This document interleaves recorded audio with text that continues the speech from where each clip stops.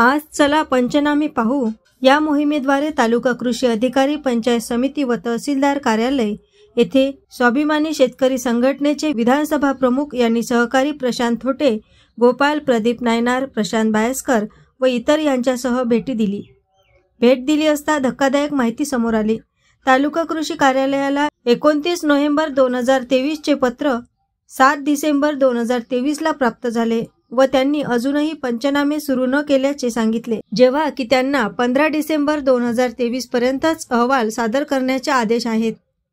तसेच पंचायत समिती यांच्याकडे तर गटविकास अधिकारी हजर नव्हत्या व जोशी साहेब यांना पत्रच सापडेना व त्यांनी कळविले की आजच सर्व ग्रामसचिवांना याबाबतीत पत्र काढणार।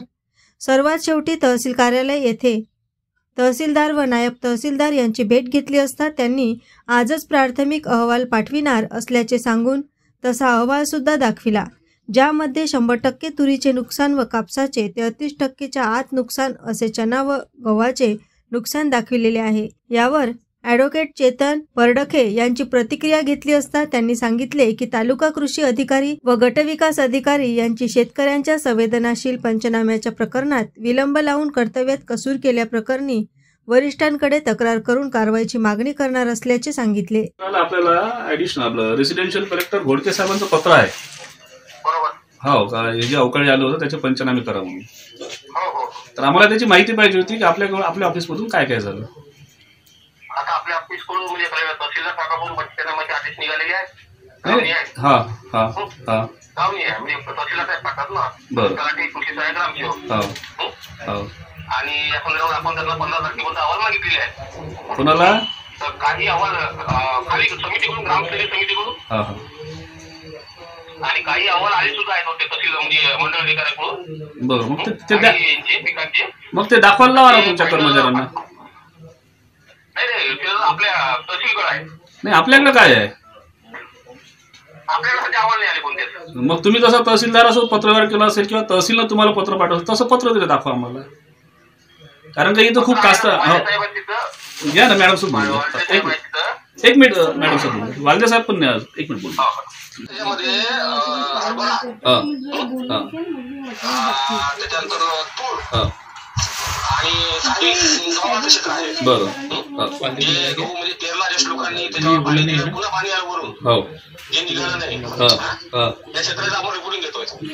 हो ना, पण ते तसं आम्हाला असेल तसं दाखवा, तुम्ही ओरली सांगत आहे तसं। आम्ही तुम्हाला वाटलं अहवाल मी प्रत देतो तुम्हाला, तेच तर म्हणतो ना, तशी अहवालाची प्रत द्या, कारण इथे कास्तकार लोक आले आहे।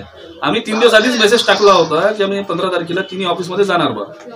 कोणाला मेसेज दिला होता? पूर्ण ग्रुपवरच आहेत, आणि त्यामध्ये तुमचे काही कर्मचारी पण आहे वेगळ्या ग्रुपवर। हो, वालदे साहेबांना पण त्याची कल्पना आहे। अच्छा अच्छा, हो, कारण सर्व कास्तकार इथं आलेले आहे, तुम्ही कधी येतो थांबावं लागेल असं। नाही, माझी तिथे मीटिंग आहे, डायरेक्टर साहेब आहे ना, अधिवेशन सुरू आहे ना। हो, अधिवेशन सगळे लोक डायरेक्टर हे सुरू आहे, मीटिंग आहे। आता हाही विषय लाईव्ह सुरू राहिला, हाही अधिवेशनात जाणार आहे। हा विषय खूप सध्या महत्वाचा आहे। हो ना, विषय घेतला ना, हा सगळ्यात महत्वाचा आहे। हो ना साहेब, पण 29/11 पत्र आहे, अजूनपर्यंत आपले अहवालच गेले नाही, आम्हाला मदत कधी भेटत?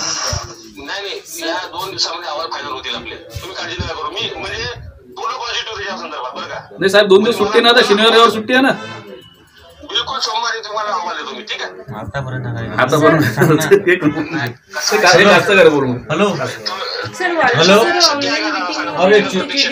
अरे पण ते 29/11 पत्र काढलेलं आहे ना तहसीलदार साहेबांना। बांधावर नाही आलं ना, शेतकरी राजा ओला झालेला कापूस, मग आम्ही तुरी काढण्यात तुम्ही म्हणजे खरीप हंगामाचे रब्बी पंचनामे करणार आहे काय? 6,000 कापूस ओला झालेला कापूस 6,000 निवून राहिला कास्तकार, मग पंचनामे कधी होईल सांगा? हा, ते पराठी काढली त्याच्यानंतर गहू लावून राहिला शेतकरी, मग तुम्ही पंचनामे कशाचे करण? माझं हे ग्राह्य धरल्या जाईल का? 7,000चा कापूस मी 6,000 विकला, हे कसं ग्राह्य धरल्या जाईल? मी आता काढला कापूस, गहू लावला, मग कापूस काढला तुम्ही? हो, पराठी काढली, गहू लावला, आता कसं काढणार आहे? आम्ही फक्त पगार घेता का फक्त तुम्ही? मग एएस न्यूज महाराष्ट्र करिता धामणगाव रेल्वे येथून प्रतिनिधी संतोष वाघमारे।